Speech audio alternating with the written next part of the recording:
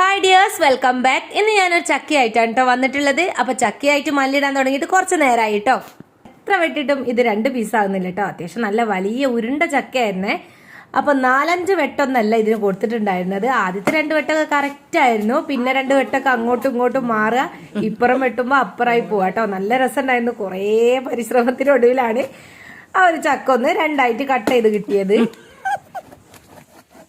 പിന്നെ കുറച്ച് കഴിയുമ്പോ ഇതേപോലെ അരിയാൻ തുടങ്ങി കേട്ടോ. എന്നാലെങ്കിലും ഇത് കട്ട് ചെയ്ത് കിട്ടുമെന്ന് വിചാരിച്ചിട്ട് അരിയാൻ വേണ്ടിട്ട് തുടങ്ങിയിട്ടുണ്ടായിരുന്നു കേട്ടോ. പിന്നെ അത് കഴിഞ്ഞിട്ട് വീണ്ടും 2 വെട്ടൊക്കെ വെട്ടി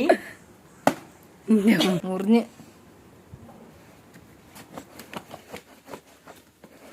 അങ്ങനെ കുറച്ച് നേരത്തെ പരിശ്രമത്തിന് ശേഷം ഇതാ ചക്ക 2ആയിട്ട് മുറിഞ്ഞിട്ടുണ്ടായിരുന്നു കേട്ടോ. പിന്നെ നമ്മൾ എന്ത് തുടങ്ങി, ഇത് നമുക്ക് കട്ട് ചെയ്ത് ചക്ക വെക്കുകയാണ് കേട്ടോ. ഇന്ന് ചക്ക കട്ട് ചെയ്ത് കഴിഞ്ഞാൽ പിന്നെ ഇതിന്ന് 2-3 അല്ലി ചക്കച്ചോളം എടുത്ത് തിന്നുന്നത് സ്വാഭാവികം അല്ലേ.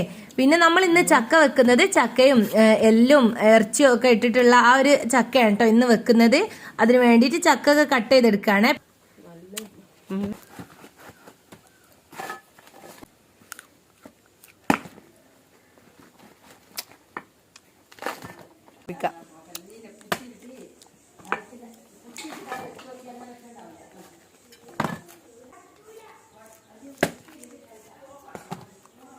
പിന്നെ അതിന്റെ ഇടയിൽ ഒരു പഴുത്ത ചക്കയും കൂടെ ഉണ്ടായിരുന്നു കേട്ടോ. വരിക്കച്ചക്കയാണ്, നല്ല മധുരമുള്ള വരിക്കച്ചക്കയാണ് കേട്ടോ. അങ്ങനെ അതും കൂടെ കട്ട് ചെയ്തിട്ട് അപ്പൊ തന്നെ അതിൽ നിന്ന് പീസൊക്കെ എടുത്ത് അങ്ങനെ കഴിക്കുന്നുണ്ടായിരുന്നു കേട്ടോ കൂട്ടത്തില്.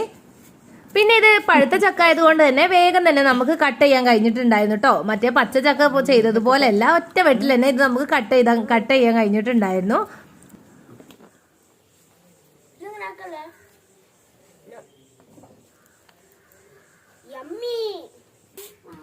അത് കേടല്ലേ.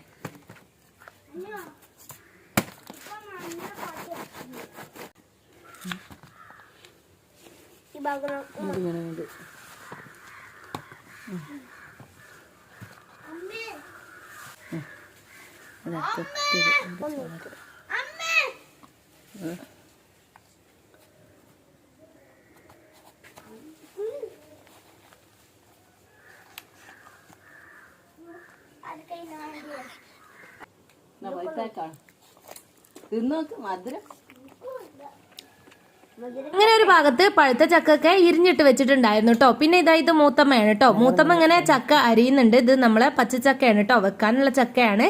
അരിഞ്ഞെടുക്കുന്നുണ്ട്. ഉമ്മ അപ്പുറത്തുനിന്ന് അത് ഇങ്ങനെ ചോള ഇരിഞ്ഞെടുക്കുന്നുണ്ട് കേട്ടോ.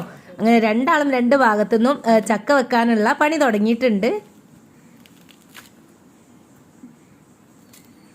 പിന്നെ നമ്മുടെ ബീഫ് കറിയിലേക്ക് വേണ്ടിയിട്ടുള്ള ബീഫും